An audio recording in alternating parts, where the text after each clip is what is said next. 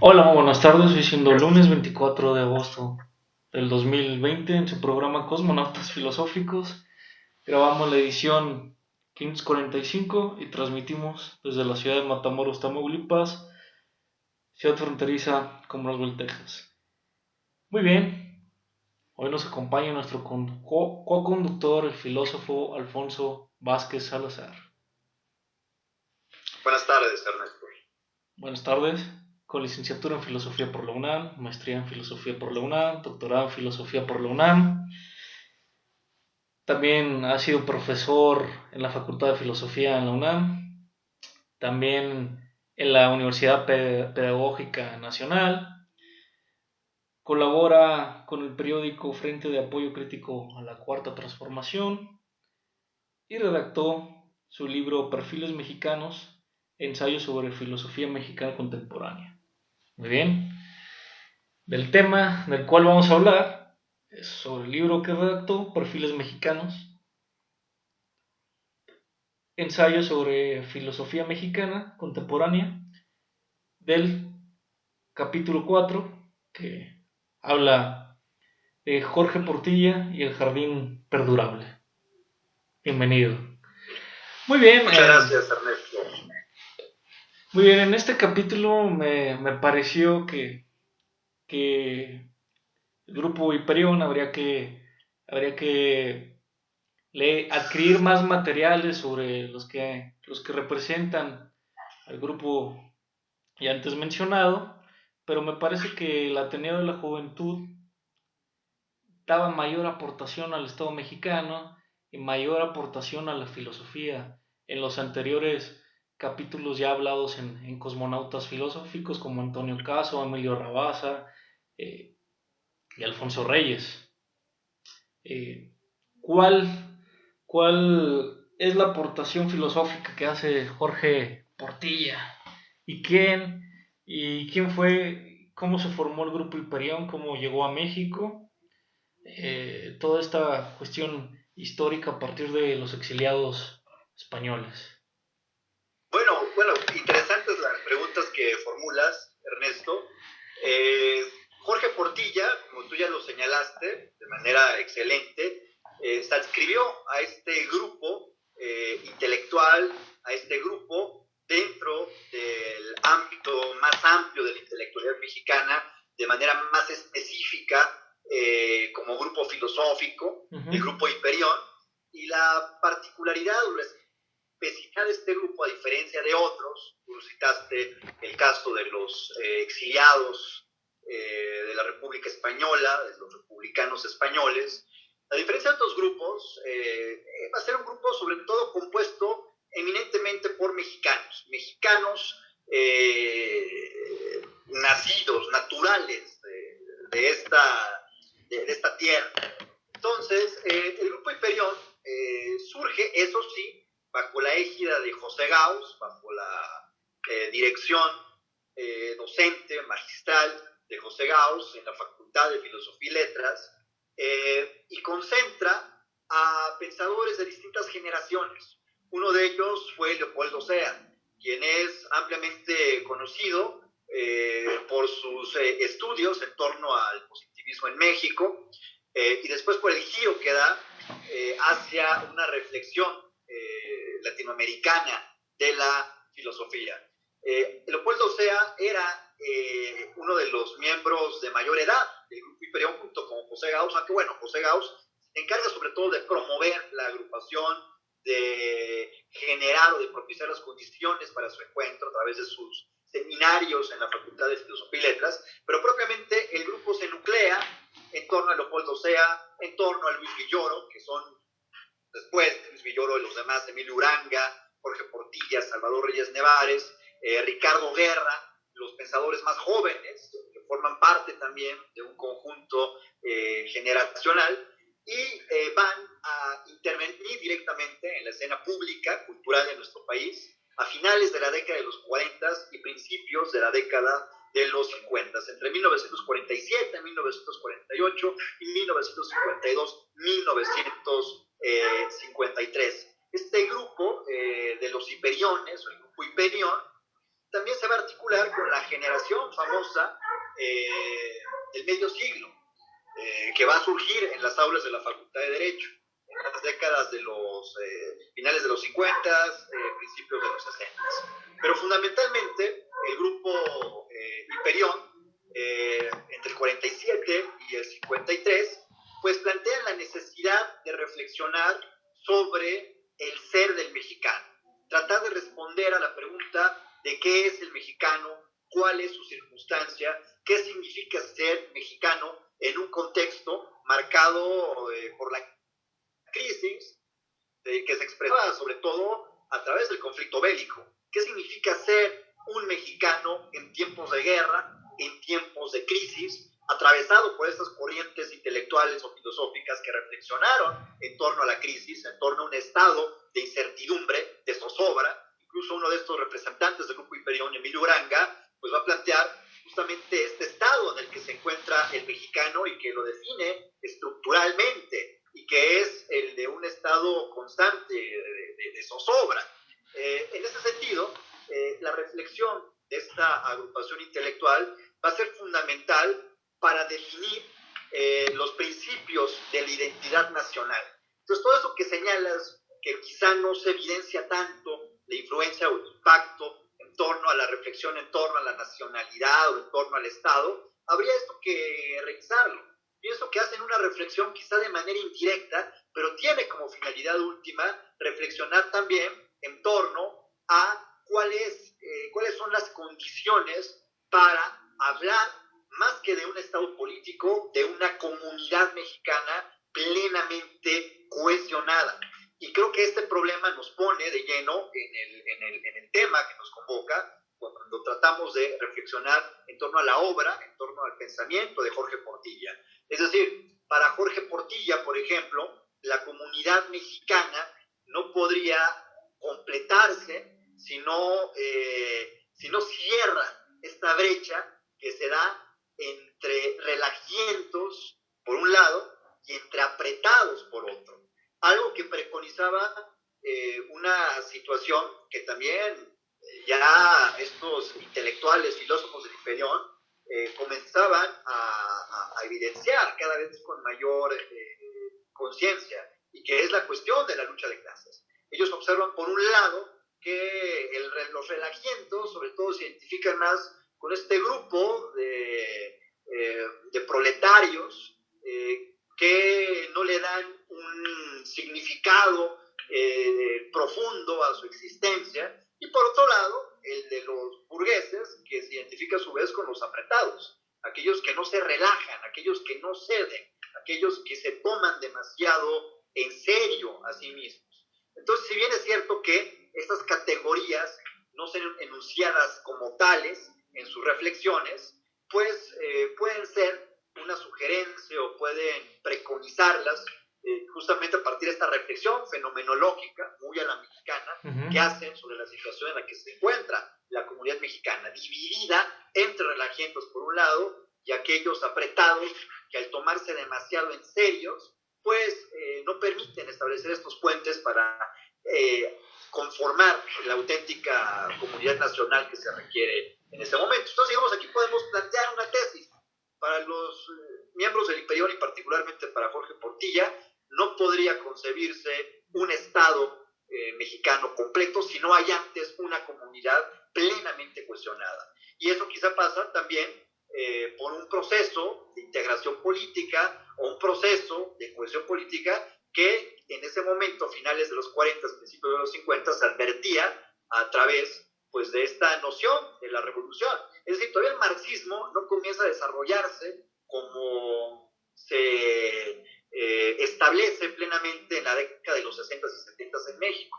Desde luego que hay marxistas en el país, Lombardo Toledano, los jóvenes intelectuales ligados con él, Revueltas por un lado, otros más, pero definitivamente la corriente intelectual del marxismo no se encuentra todavía con esta legitimidad académica en las universidades, que es el espacio donde emerge el grupo Hiperión. Considero y me parece que los filósofos del Ateneo de la Juventud ya habían estructurado lo que es el Estado mexicano y el concepto de la nacionalidad mexicana, a comparación del Grupo Hiperión. Bueno, yo pienso, y digamos, esta es una hipótesis no planteada abiertamente en mi libro, que cada una de las intervenciones filosófico-teóricas de los distintos pensadores que analizo, pues representan momentos emblemáticos en el desarrollo, en la conformación de la nación política mexicana. Emilio Rabasa, desde el liberalismo porfiriano o desde el positivismo liberal, pues plantea la necesidad de pensar en serio la cuestión del poder, la cuestión de la ley. ¿Cuál es la función que debe tener el derecho o la ley o la constitución en el ordenamiento de una sociedad para alcanzar cierto tipo de fines? Y Rabasa es muy claro. Si no hay una ley y una constitución que se ajuste a la realidad nacional, va a ser una ley impotente y no podrá contribuir a ese proceso de consolidación del poder político y en última instancia del Estado nacional. Siguiendo con esta línea de reflexión, la generación del Ateneo, la generación de 1909, a través de José Vasconcelos, de Antonio Caso y de Alfonso Reyes, estos últimos pensadores que reviso en mi publicación, pues ellos lo que sostienen es que para que exista una real, posibilidad de conformación del Estado político nacional, tiene que pasar por la integración de una identidad, la construcción de una identidad política que requiere la recuperación de cierto tipo de bases, digámoslo así, matrices, como pueden ser pues el universalismo humanista, como puede ser también la tradición hispanoamericana, y por otro lado las señas de identidad que integran estos principios del catolicismo y apuestan sobre todo a la cuestión de la educación, de la moral, y claro, esto aliado con una dirección institucional de la Revolución Mexicana. El tercer momento es justamente la intervención del Hiperión o la intervención de Jorge Portilla. Ellos ya son una generación distinta, una generación que se forma bajo la llegada de los exiliados españoles, de los profesores que provenían de la República Española, y comienzan a hacer esta recuperación de las raíces intelectuales que pueden definir también nuestra identidad, pero también a plantear el problema en ese momento. ¿Qué es ser mexicano? ¿Qué significa ser mexicano en un momento de crisis, en un momento de guerra, en un momento atravesado por estas corrientes existencialistas? Pero sobre todo comienzan a tomar conciencia más que los ateneístas quizá, más desde luego que Emilio Rabasa, de una cuestión que después va a ser planteada por la siguiente generación, y que es la cuestión de la desigualdad. Una desigualdad y una división que impide la conformación de una comunidad nacional. Es decir, si planteamos todo esto en una línea de continuidad, apelando a una tradición intelectual, una tradición política, una tradición filosófica gestada en México desde 1821, que desde luego podemos encontrar antecedentes y precursores, podemos entonces, sobre todo, indicar que en los 50, finales de los 40, comienza a tomarse mayor conciencia de lo que implica el problema de la desigualdad y que no puede haber una comunidad nacional, una comunidad política, si prevalece esta brecha entre dos grupos, que es conceptualizada a través o a partir de las corrientes existencialistas o fenomenológicas. Es decir, es conceptualizada bajo los síntomas, si queremos utilizar ese término, o bajo el comportamiento que muestran los integrantes de esa comunidad. Y uno de los, digamos, comportamientos, o uno de las manifestaciones del carácter del mexicano o de los mexicanos, es justamente la cuestión o el fenómeno del relajo. Entonces, se quiere analizar el relajo. ¿Qué tiene de positivo? ¿Qué tiene de negativo? ¿Cuáles son sus limitaciones? Y sobre todo, el papel que el relajo tiene en este problema que supone la cohesión de una plena comunidad política, comunidad nacional. Entonces pienso que, desde luego que no se propone la reflexión sobre la política de una forma directa, tal como sí lo hicieron, particularmente José Vasconcelos y la generación anterior, ligada orgánicamente al proyecto de la Revolución Mexicana, pero de forma indirecta se plantean estas cuestiones. Incluso yo sostendría eso, no se puede reflexionar la política o reflexionar los fundamentos del Estado si no se resuelve el problema del carácter, el problema de cierto tipo de comportamientos, de prácticas, de hábitos que requieren pues una reforma de las costumbres, una reforma de las mentalidades, una reforma de una reforma moral, intelectual y moral en términos también gramscianos. Y eso quizá es lo que plantea Portilla en su ensayo de Fenomenología del Relajo. ¿Cuál es la crisis del hombre que remarca Portilla? Bueno, tanto Portilla como todos los integrantes de su generación, digamos que es uno de los grandes tópicos, uno de los grandes temas. Es decir, la crisis del hombre es la pérdida de las certezas, de tomar la conciencia de que vivimos en un estado signado sobre todo por la incertidumbre, una incertidumbre que propician dos conflagraciones, ¿no?, de carácter mundial, y que pues llevaron a la humanidad a un momento o a un punto de quiebra, y que eso tiene sus repercusiones de manera indirecta quizá en las sociedades hispanoamericanas y particularmente en la sociedad mexicana. Remueve las certezas culturales, pero creo que aquí lo interesante es sobre todo que ellos desde un principio se apropian de este problema, pero desde las claves de la realidad nacional. Es decir, ¿qué supone la crisis del hombre, particularmente en México? Es decir, México no se fue a la guerra, o fue a la guerra, pero digamos, como aliado, fue a la guerra a la distancia, porque en realidad la guerra nunca llegó a México, nunca llegó tampoco a Estados Unidos, bueno, Pearl Harbor quizá, ¿verdad?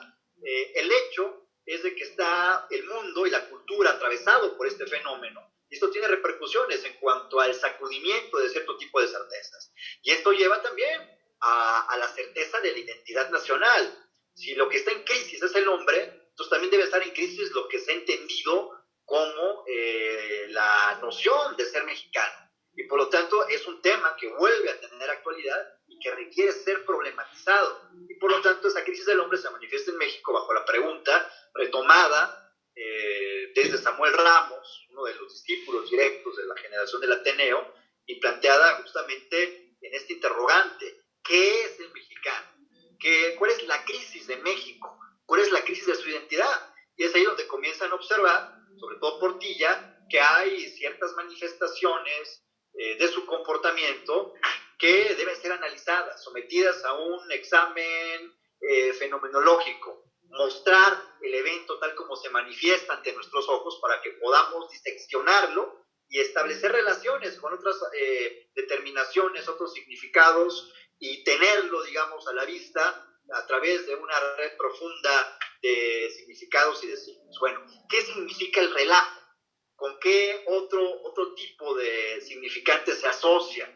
Y sobre todo, ¿qué es lo que manifiesta de profundo del carácter, ¿no?, históricamente constituido de ser mexicano? Y eso lleva a este análisis un tanto sumamente fabuloso que hace Portilla en su libro, La Fenomenología del Relajo, para tratar de establecer sus límites, sus alcances, y si es algo que debe ser mantenido de plano, suprimido en cuanto tal. ¿Qué es ser mexicano? Ahora, bueno, ser mexicano implica, sí, un cúmulo de hábitos, de costumbres, y sobre todo lo que observa Portilla es que ser mexicano en gran medida es ser un individuo, una entidad dispuesta siempre a echar relajo, al relajo. El relajo significa la suspensión temporal de valores. valores que están asociados con la noción o con la idea del orden. Entonces, cuando hay un conato de orden y cuando se busca establecer una relación de disciplina, surge el carácter relajiento de algunos que después se colectiviza, se generaliza y se lleva ya a una carcajada general. Eso es lo que revisa Jorge Portilla. En alguna medida, en una de sus dimensiones, el ser mexicano o el mexicano es relajiento. Y eso es un aspecto o una cuestión de su identidad, de su carácter, que debe ser analizada y debe ser sometida a una observación severa, a una crítica.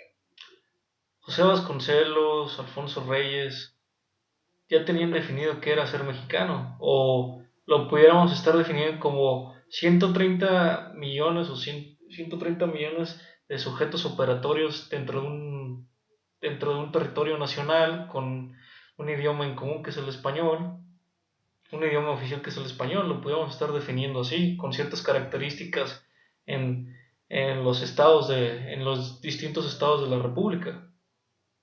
Claro, sí.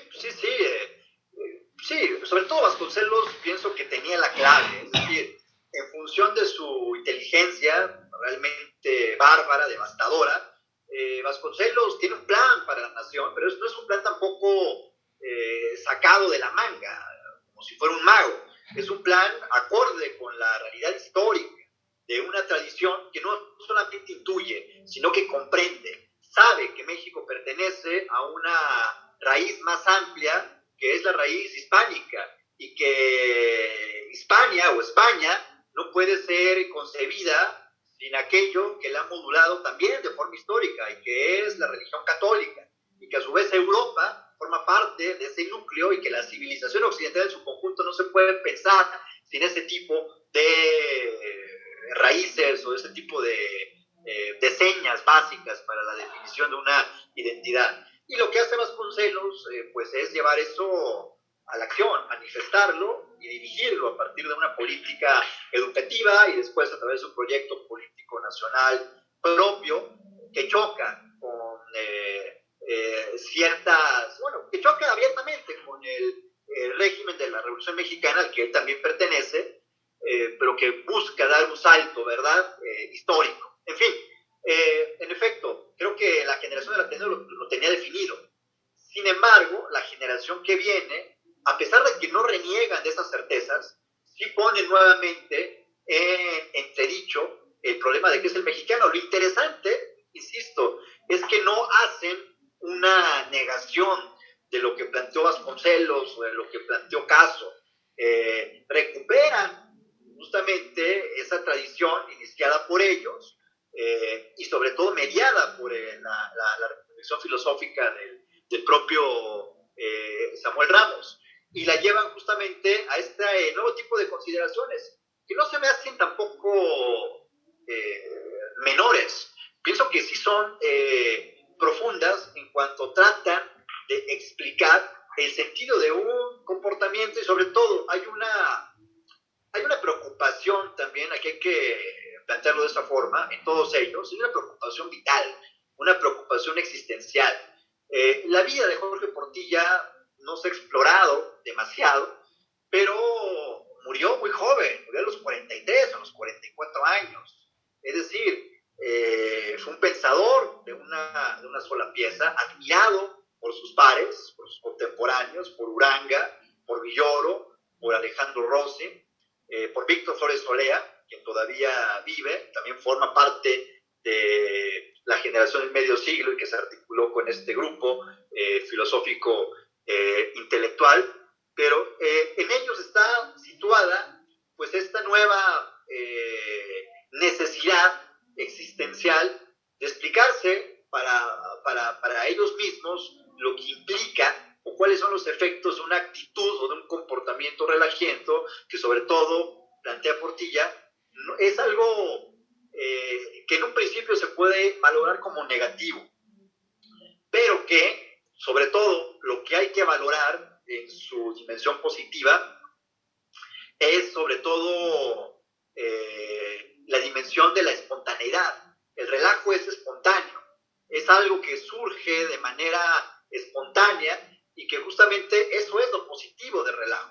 La cuestión que ensombrece el asunto de la espontaneidad es cuando esto se convierte en una actitud de desafío al orden, abierta o sistemática, que impide que una comunidad se organice y que pueda planear su presente para trazarse un futuro. Creo que eso es lo interesante de la reflexión de Portilla, en esta reflexión sobre el carácter nacional